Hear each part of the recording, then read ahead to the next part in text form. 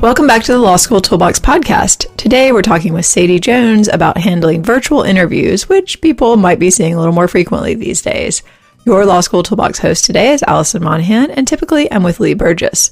We're here to demystify the law school and early legal career experience so that you'll be the best law student and lawyer you can be. Together with the co-creators of the Law School Toolbox, the Bar Exam Toolbox, and the career-related website Career Dicta. I also run the Girls Guide to Law School. If you enjoy the show, please leave a review or rating on your favorite listening app. And if you have any questions, don't hesitate to reach out to us. You can always reach us via the contact form on lawschooltoolbox.com, and we would love to hear from you. With that, let's get started.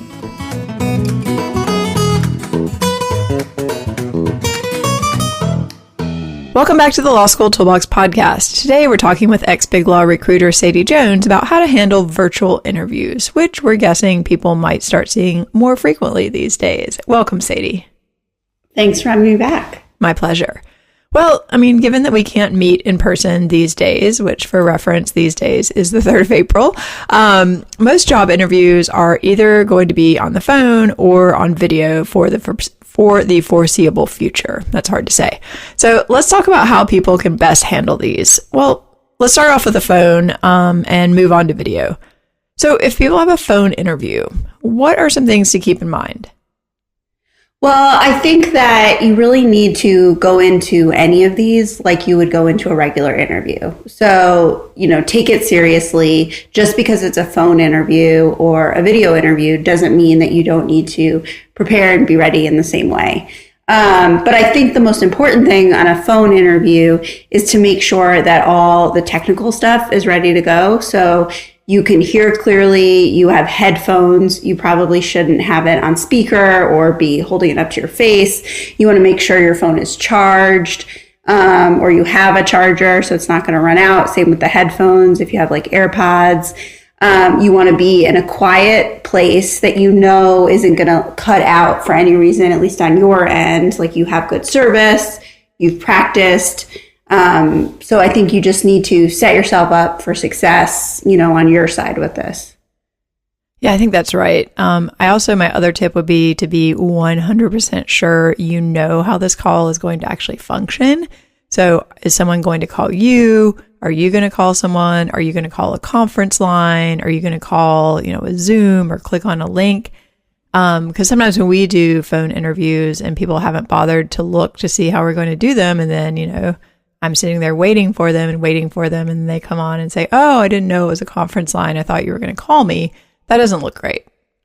Definitely. And sometimes people might send you a calendar invite. And I think some people don't look in the calendar invite. Right. They just assume, oh, it'll have a phone number in it. And then it turns out you needed to set something up. And these days it might involve downloading an app. I also think if it is a joint conference line, I would suggest getting on it earlier because, you're ready to go like 5 minutes before they're ready to go. They don't know that you're sitting around waiting. It doesn't matter. Right. I wouldn't go on like 30 minutes early, but I think at least, in the 5 minute and under range is perfect because you don't want to show up at the time or even a minute or two later because you're waiting to dial the number, all these things, and then have someone there waiting for you. You want to be there ready to go. And then I think if you need to call them, it's just a direct call. I really try to call exactly at the time. I think it's important. I think that's right. You don't want, you just don't want people waiting for you. And if they're going to call you, you want to make sure that, you're ready to take that call. And sometimes if I have a scheduled meeting to call someone and I call and they don't answer because people aren't used to answering unknown numbers at this point or numbers they don't recognize. So if you can, find out what area code or number they might be calling for, but also just be prepared that at that moment you're probably going to need to answer that call when it comes in. And another tip, if you're making the call, is to turn your phone to do not disturb so you're not getting a call on the other line. Right. That's a great point too.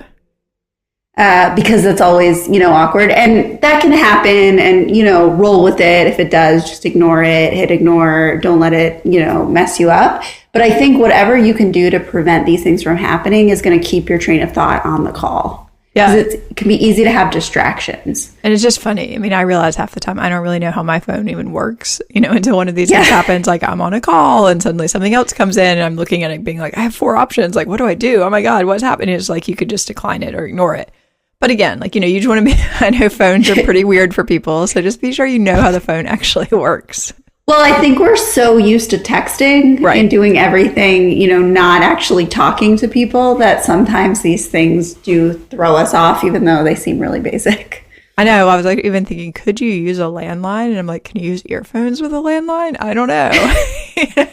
It depends. Yeah. So, I mean, landline might have better, if you still have one, have better service. But again, like, do you want to have to hold that phone? Like, these are things to actually think about, which sound crazy. And also you need to plan that ahead of time if you have to give them your phone number. Make sure, don't change it at the last minute or anything like that. Make sure that it's, set, it works, you've decided, all that stuff. Yeah. All right. So hopefully you can figure out how the phone works and how to talk in it. It's a lot easier said than done these days. Seriously. What about other stuff? Because, I mean, it could be hard when people aren't getting those cues about, what other people are looking like or thinking or saying. You can hear them, but that's all you get. So I think something to think about is you want to feel good on the other end of the line. And so, I like to pace when I'm on the phone, and it actually helps me to concentrate. And that might help you. You might do it without realizing you do it. So start thinking about, when you're on the phone, what do you do that kind of keeps you in the conversation? I know people also say if you smile, somebody can tell on the other end of the phone that you're being positive. Right. And I think that you should get dressed like you're going to an interview, even if it is on the phone. I don't think wearing your pajamas is a good idea. At least wear like an interview top. No, go ahead and get dressed, take a shower, put in your contacts, all of these things, because you want to be prepared for this as if you were going to an actual interview. I mean, I'm not sure you need full hair and makeup or whatever, but I definitely feel like I behave differently if I'm sitting around in my pajamas and I haven't showered for 2 days versus if I get up, I like make my bed, have some breakfast, jump in the shower, put in my contacts and put on actual clothes. Yeah. I mean, I just think you want to feel professional when you're talking to them, about doing a job, Right. and I think it does make a difference. Also, make sure, if you need a cup of water, you have it ready, or whatever it is. You don't want your stomach grumbling or, all of these things that you can kind of figure out ahead of time. Okay, I feel pretty good and ready to go. Right. I like to have hot tea because I feel like that helps my voice if I'm going to be talking a lot. Yeah. And I do think, it sounds silly to say smile, but I do think in addition to that, or you can also do sort of some vocal exercises before the call because you want your voice to sound normal, which we're not talking that much usually right now. So definitely particularly in the morning. Right. So if it's first thing in the morning. People don't even realize how much they sound sort of gravelly in the morning. So if you have a first thing in the morning, you need to get yourself up earlier and, practice.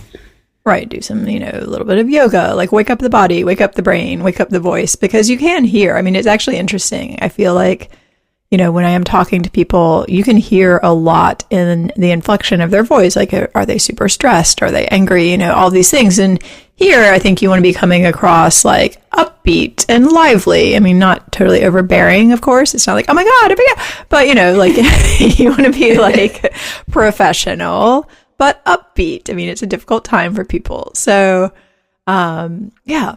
So what do you think people should have in front of them? I mean, what do they need here?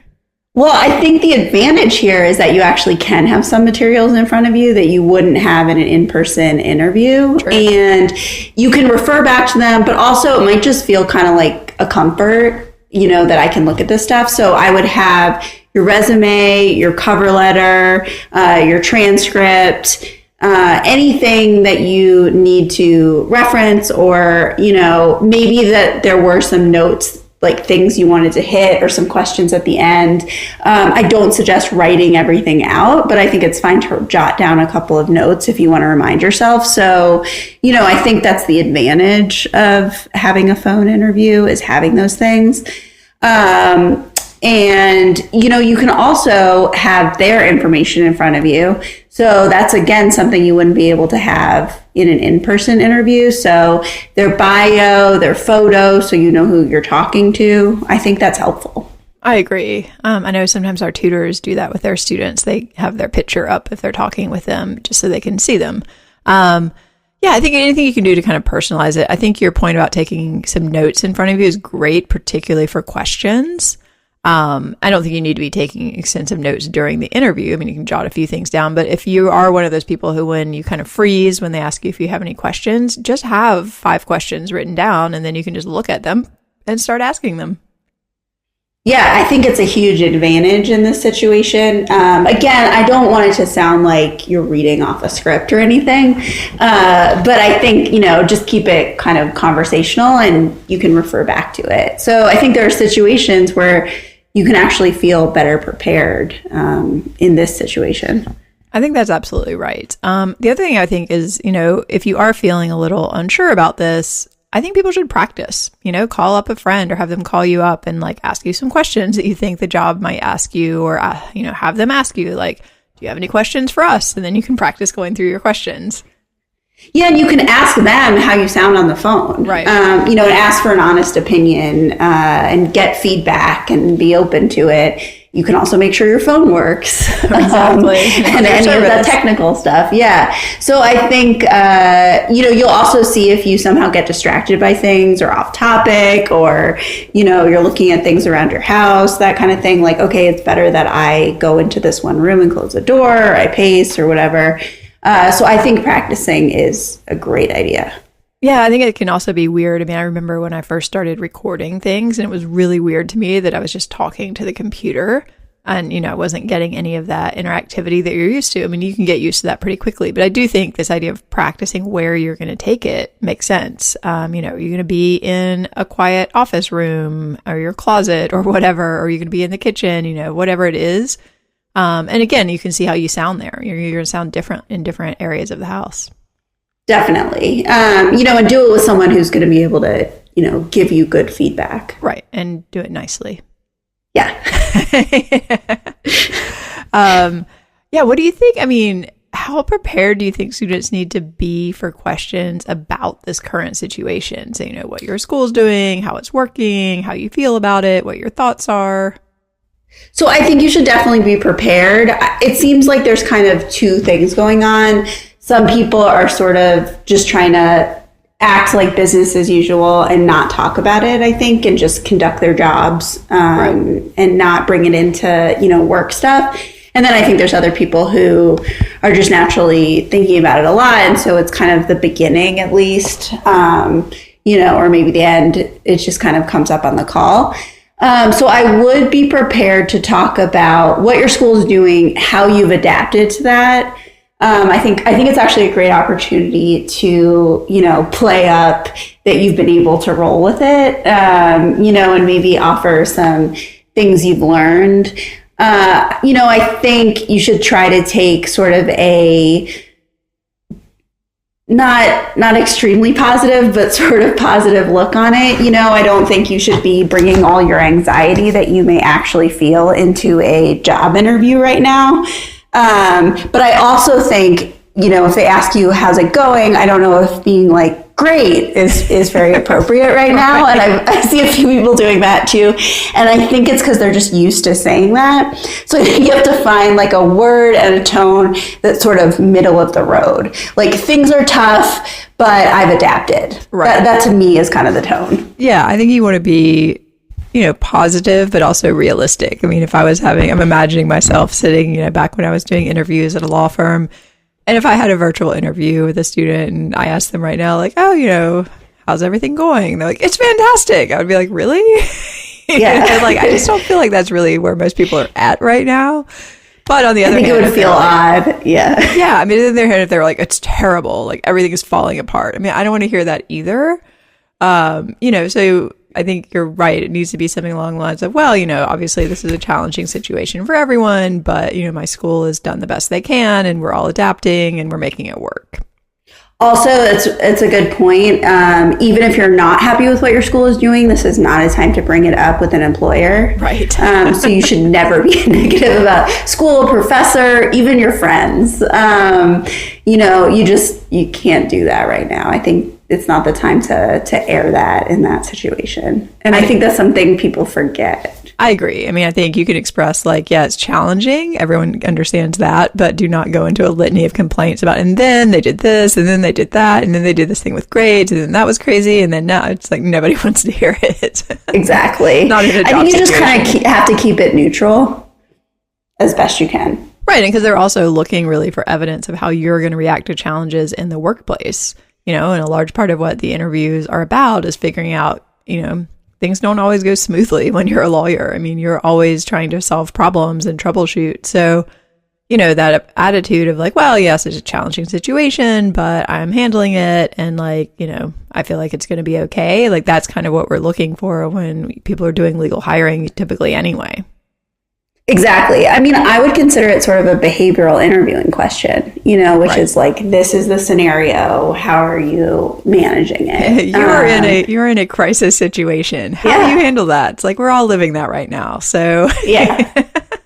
And it's like everyone is struggling, and I think you just kind of have to do the best you can to talk about the things you've done to adapt. That's what I think the key is. Right. And I think you also want to be making the point. I mean, it's totally possible that you might be doing this job from home in a few months. So, you want to be like, working from home has been an adjustment, but I've made it work. And I'm sure that if I needed to continue in the future, I could make that happen. Definitely. And I would actually have thought about a couple of examples that you can point to of, how you've structured your day, or how you've set up your study space, or how you've had to kind of separate personal from work, and home if you have a family or whatever it is. I think like there should be some specific examples of what you've done. Right, because I think they're not just asking you that to have a question. People at some point are actually interested in, could you make this work if we were to hire you in a few months and if we could not go back to an office? Yeah, so you definitely don't want to be saying like, I haven't been able to study at all because I just watch Netflix all day. Right. Not that anyone would say that, but yeah. You never know. Yeah, save that for your friends. All right, well, let's shift gears a little bit and talk about what to do if people have a video interview. Because that is, I think everything we've said about phone minus what to have in front of you probably applies. But let's talk specifically about video. And I actually think that's a good point. Don't have that stuff in front of you. They can see everything. So you have to think about that. Or like have it out of view at least. Exactly. And you need to know what they can see. So for the video, you do absolutely have to dress like you're going to an interview. So that does mean, whatever you would do normally, the same kind of outfit, like have your hair, have yourself put together. I think you want to think about where you're sitting, what the background is. It should be as sort of blank and neutral as possible. You don't want them seeing, junk in your house or your bedroom. Yeah, don't sit on your bed. And I bet there's things that people just you don't always think about, what the person on the other side can see. But I think you really need to consider that, because, anything in view of them is fair game. And you also just don't want them to be distracted by anything.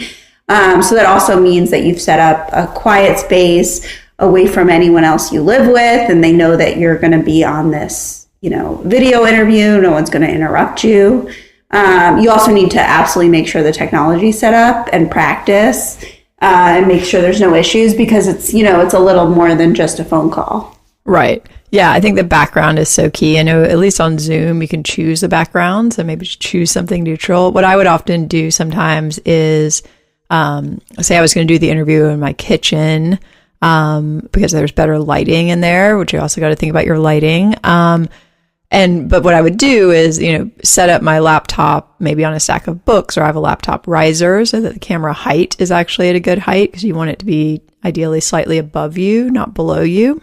So you got to kind of prop it up. But I would sit in front of the wall, and then I would have the camera on the table. So behind me was just this very neutral blank wall. So you can actually do this if you are sitting on a couch and you have a wall behind you, but you want to think about something that's very neutral.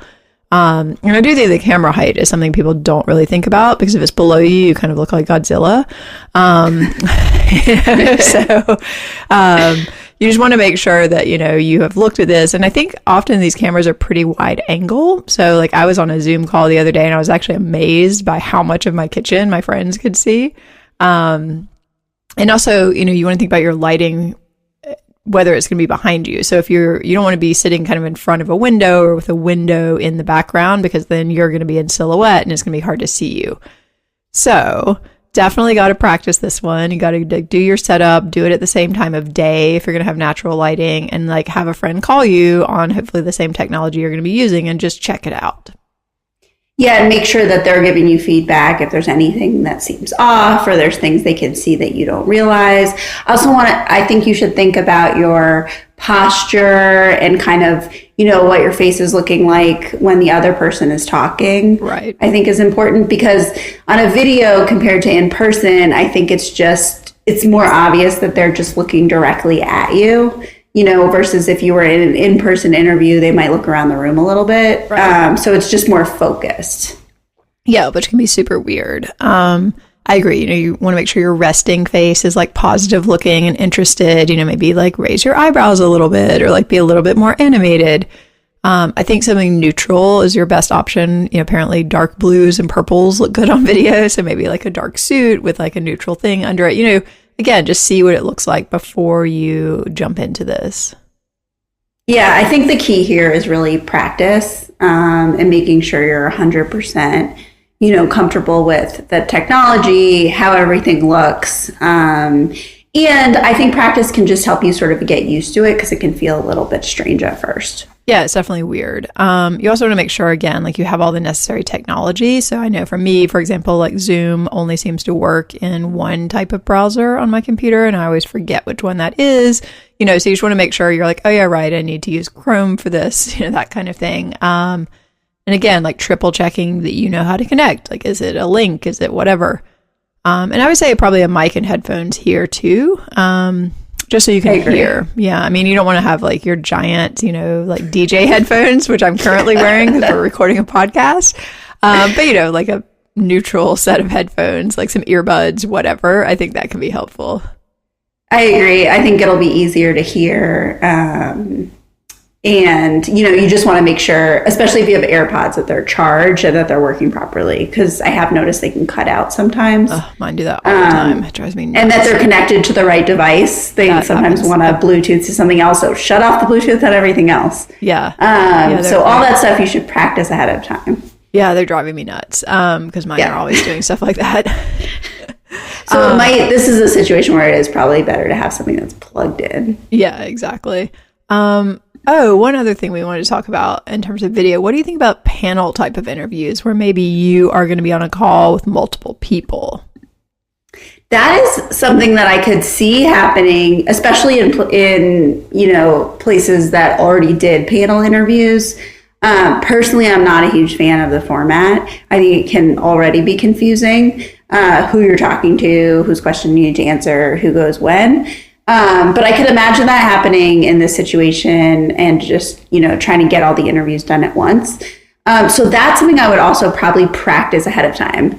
So, I would ask 3 friends if that's what the panel is together. To do it. Yeah. And I think, you can do that for someone else. They can do it for you. I'm sure people are willing, to give some time to do this.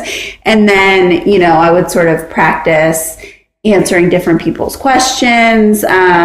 It's fine if you're not sure when to go to ask. These things are awkward. They already know that. So you just kind of have to roll with it and make the best of it.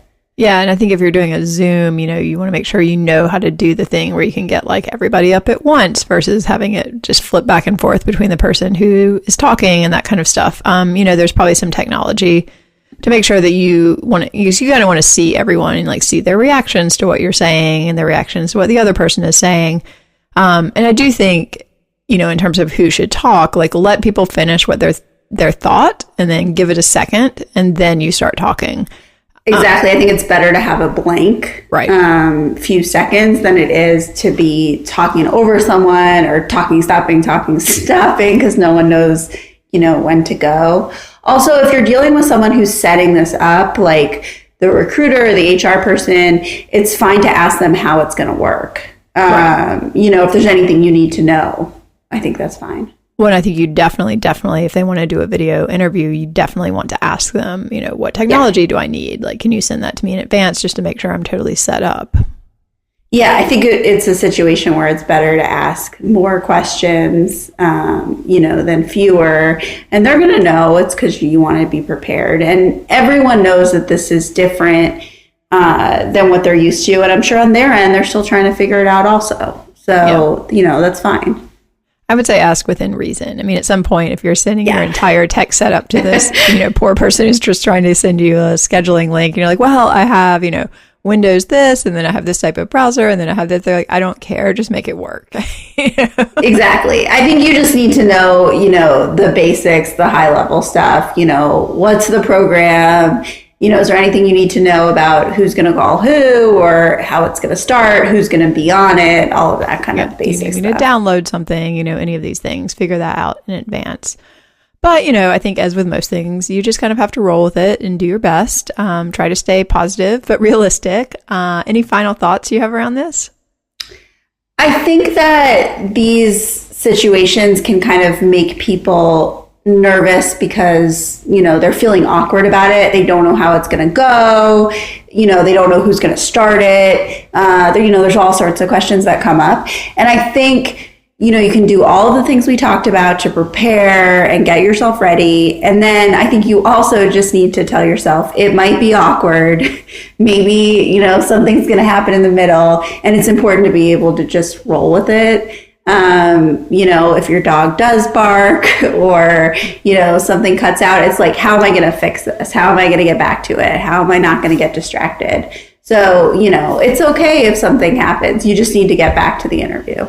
Right. I mean, I think, again, like we said earlier, in some ways, they're really, this is an opportunity for this potential employer to see how you would roll with things that happen. And things will always happen because that's what life as a lawyer is pretty much about. There's always going to be stuff coming up and you have to react to it. And some of it's not going to go perfectly. And maybe your first reaction isn't the greatest, but you recover, somebody who has their dog bark and kind of laughs it off like, oh, sorry, my dog didn't eat today.